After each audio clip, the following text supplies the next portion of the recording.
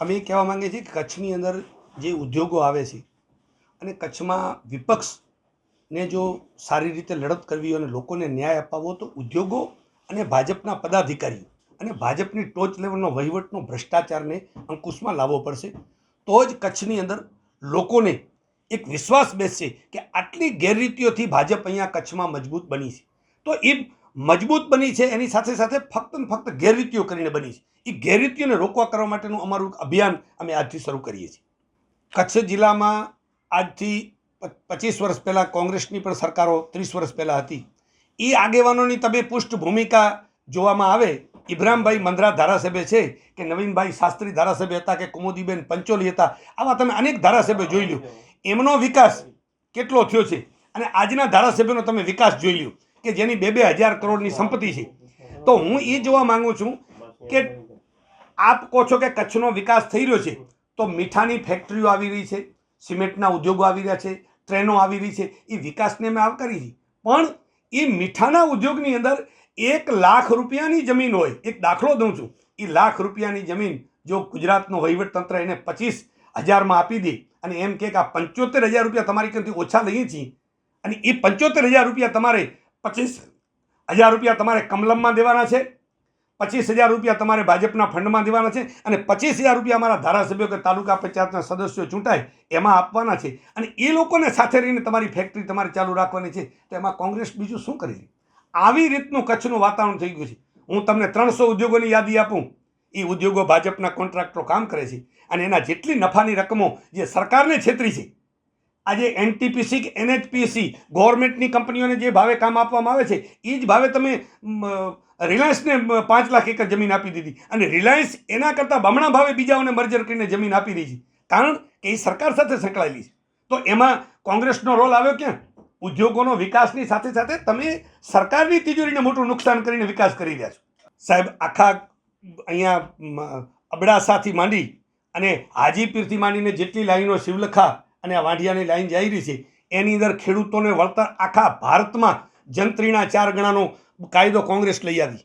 રાહુલ ગાંધીએ કાયદો લઈ આવ્યા, પણ ગુજરાતની સરકાર બજાર ભાવની રકમ જંત્રીના 4 ગણા, ગુજરાતમાં જંત્રી જ ઓછા ભાવ છે. કચ્છની અંદર ઓછા ભાવ એટલે બજાર ભાવ 10 લાખ રૂપિયા એકરના હોય અને જંત્રી 2 લાખની હોય, તો એ જંત્રીના ભાવ આપે એના કરતાં સરકાર બજાર ભાવની રકમ ખેડૂતોને કેમ ન ચૂકવે? ખેડૂતોની મહામૂલ્ય જમીનમાં ઉદ્યોગને આટલો ફાયદો કરાવવા માટે ઉદ્યોગની ફેવર સરકાર કરે એટલે સરકાર ઉદ્યોગોની છે એ સાબિત થાય છે. અને જેનો વાંઢિયામાં જુલ્મ ચાલુ છે અને એક પણ ભાજપના પદાધિકારી ત્યાં આંદોલન કરીને જતા નથી કે ભાઈ અમને આ લોકોએ મત આપ્યા છે. 30 વર્ષથી અમે સત્તા ઉપર બેઠા છીએ, આ લોકોના મતથી, અમે અદાણીના મતથી નથી આવ્યા. આવું કહેનારો વર્ગ જ ક્યાં રહ્યો છે? ગુજરાતમાં લોકો ઉદ્યોગોને આવકારે છે, પણ અમારા અબડાસાની અંદર અત્યારે 11 સિમેન્ટ પ્રોજેક્ટ આવ્યા છે, પણ એ સિમેન્ટ પ્રોજેક્ટો કદાચ પોતાની ગાડીઓ, મશીનો, લેબર બધું બહારથી લાવી અને અહીંયા વિકાસ કરે તો કચ્છના લોકોને ફાયદો શું? અને જે કંપની સોશિયલ રિસ્પોન્સિબિલિટી હોય, ફંડ, એ સરકારના તાઇફાઓમાં વાપરે તો કચ્છના લોકોને ફાયદો શું?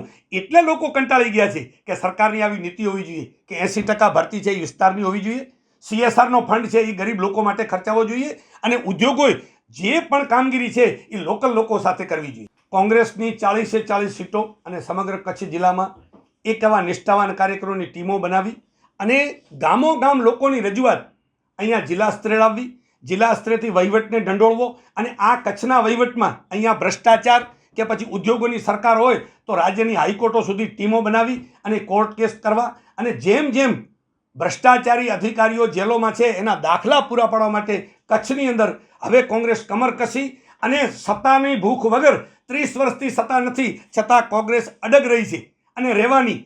એવું નથી કે કોઈ સદસ્યો ચૂંટાય કે કોઈ સહકારી સંઘ તમે ખરીદી લ્યો કે બિહારની જેમ સરકાર ખરીદી લ્યો. કચ્છના કોંગ્રેસના અગ્રણીઓ હવે લોકો માટે લડત શરૂ કરી છે અને આ મોટા ઇસ્યુ જેટલા બન્યા છે કચ્છમાં, કારણ કે કચ્છ એક એવું છે કે આખા ગુજરાતને જો નફો કરાવતું હોય, આખા ગુજરાતની ભાજપની સરકારને મદદ કરતું હોય તો એક કચ્છ જિલ્લો જેની આવી મોટી ફેક્ટરીઓ અને ભૂકંપ પછી એ બધાને નેશનલ પ્રશ્નો બનાવી અને માનનીય રાહુલ ગાંધી પાસે ત્યાં આ પ્રશ્નો આપણે લઈ જવા અને ત્યાં એને તપાસો મંગાવી અને કચ્છના અધિકારીઓને અને ઉદ્યોગોને પૂરેપૂરી તપાસો થાય અને એમની ગેરરીતિઓ બહાર આવવા માટેનું કામ કોંગ્રેસ કરશે. અત્યારે સંગઠનનું તમે છાપામાં જ્યારે વરણી થઈ, એક પણ વ્યક્તિએ કોઈ વિરોધ નથી કર્યો અને કચ્છના કોંગ્રેસના પ્રમુખ વીકે હુંબલ એક નિષ્ઠાવાન અને પ્રમાણિક વ્યક્તિને કચ્છે જ્યારે પ્રદેશે કદર કરી છે એમની, ત્યારે કચ્છનું કોંગ્રેસનું સંગઠન આવા 30 વર્ષના વિરોધ પછી પણ 30 વર્ષ સુધી જેની સત્તા ન હોય અને ગામે ગામ લોકોને આવા ગેરરીતિઓથી ખરીદી લેવામાં આવ્યા હોય,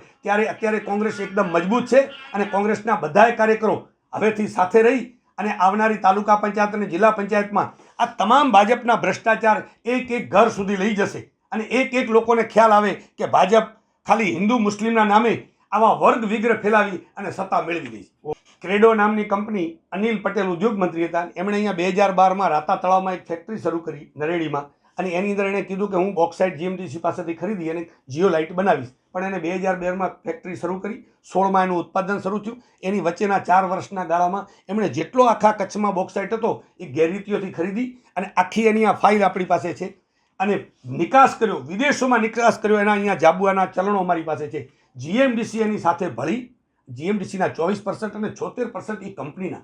એટલે ભાજપના પદાધિકારીઓએ, મોટી મંત્રીઓએ કંપનીઓ બનાવી અને જોઈન્ટ વેન્ચર, અને એક અંકલેશ્વરમાં ગાર્ડિયન કંપની જે આવી કાચ બનાવી, આવી કંપનીઓના લીધે કરોડો ને અબજો રૂપિયાની ગેરરીતિ જીએમડીસી અને એના પદાધિકારીઓ એ કરે અને એ અત્યારે કંપની બંધ કરવામાં આવી છે. એણે મુન્દ્રામાં કંપની સ્થાપી દીધી આ તપાસ શરૂ થતાં.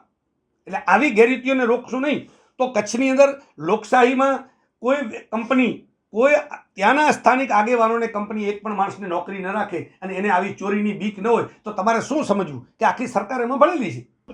એબીજી ગ્રુપને 26 કરોડ રૂપિયા લોકો માંગતા હતા. એબીજી ગ્રુપ 7 વર્ષથી બંધ થઈ ગઈ. નવી કંપનીને જ્યારે આ લોકોએ વેન્ચર કરી અને એનું મર્જર કર્યું, નિરમા કંપની, આજે નિરમા કંપની 25 કરોડ એ સ્થાનિક વાઈઓરના આગેવાનોને આપતી નથી. અને નિરમા કંપની એમ કહે છે કે ભાઈ આ રૂપિયા છે એબીજી ગ્રુપના છે. સરકાર એબીજી ગ્રુપ ઉપર કોઈ કમર કસતી નથી, કારણ કે ભાજપ છે એ આ કંપનીઓની પેટા શાખા જ છે.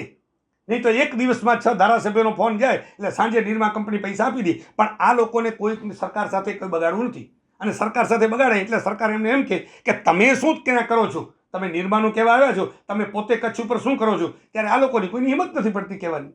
હું કોંગ્રેસના કાર્યકર તરીકે મને મહામંત્રીની વરણી થઈ એટલે મારે હવે વધારે સમય આપી અને કચ્છ જિલ્લામાં તમામ જિલ્લા પંચાયતની સીટો હોય કે તાલુકા પંચાયત સીટો હોય એ અમારી કોંગ્રેસની કમિટી સાથે રહી અને મારે પૂરેપૂરી મહેનત કરવી. અને મારા લખપત તાલુકામાં જેમ અમે જે કોંગ્રેસની મતદારોની પેટર્ન જાળવી રાખી છે, કારણ જે લોકોને 1 to 1 એક વ્યક્તિના નાના મોટા કામો કરી અને જેમ કોંગ્રેસ મજબૂત બનાવી છે, એવી જ રીતે કચ્છ જિલ્લામાં બધાય કાર્યકરો આ કાર્યમાં લાગી જાય એવી મારી ભૂમિકા રહેશે અને એના હું કાર્યમાં પૂરેપૂરી કોંગ્રેસને મદદ કરવા માટે કરી અને મારી વરણી પાર્ટીએ કરી. Thank you.